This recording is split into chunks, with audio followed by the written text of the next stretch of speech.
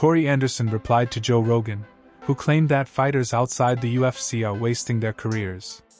Anderson revealed that he is financially better off in Bellator than he was in the UFC.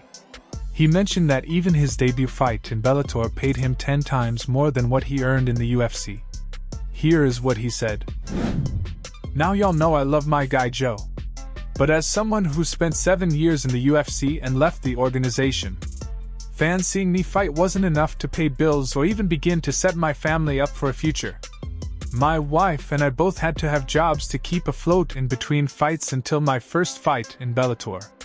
I always say I make more money in Bellator. Well, my last fight ranked in the top 5, and my purse didn't even make close to 6 figures. That's $100K.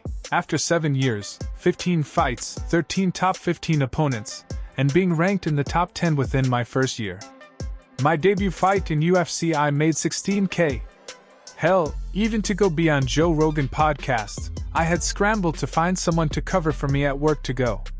Yet my first fight in Bellator I made 5 times more and was able to free my wife of a job and focus fully on my career as a fighter for the first time ever.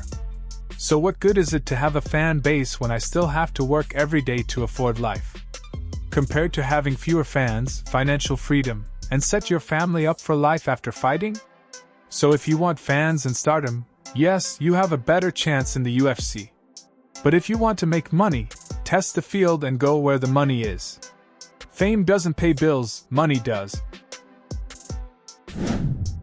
The ongoing issue regarding UFC payments to fighters has been widely discussed, involving numerous fighters in the past. As the leading company in the sport, fans are optimistic that the UFC will make changes to improve fighter compensation, making it fairer and better for all fighters involved.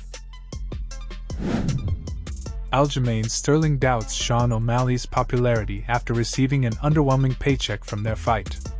The ex-champion expressed disappointment in the pay-per-view sales, suggesting they don't match the hype surrounding O'Malley as the next Conor McGregor. Here is what he said.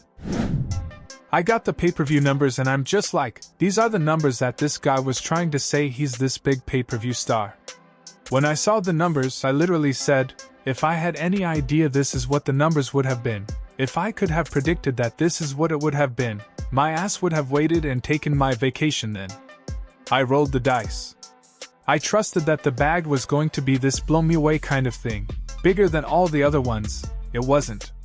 With that being said, it is what it is. I'm still happy I made some extra money. I had a really good year. I can't complain about that, life's good. I can take care of myself, my family." Sterling believes that Sean O'Malley might not possess the star power he believes he has. However, given that O'Malley is still in the early stages of his career, with a few more wins, O'Malley has the potential to become one of the biggest names in the UFC. Michael Chandler believes that newly signed Michael Page will have a tough challenge ahead. He thinks that Page has a difficult matchup against Kevin Holland and will likely lose. Here is what he said. "I think Kevin Holland is a horrible matchup for him. Kevin Holland probably beats him. But I like MVP as a person. I think he's a cool dude. I've got mixed feelings about his style. I don't like his style. I think it's annoying. He just kind of moves around like that drunken warrior karate style. But he's got some ridiculous knockouts. When I say ridiculous knockouts, the dude's got some ridiculous spinning kicks and back elbows. He's broken people's faces and all kinds of finishes. He's a highlight reel kind of guy." There's a lot of hype surrounding Michael Page, but it remains to be seen whether he can fulfill it and become a top UFC fighter.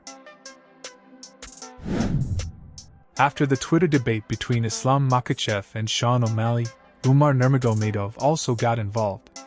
Umar is well known as one of the most avoided fighter in the Bantamweight division. And when Sean O'Malley tweeted, "I'll beat the unibrow off Umar," Umar couldn't resist responding, "Pinkhead, to do this you need to dare to fight with me."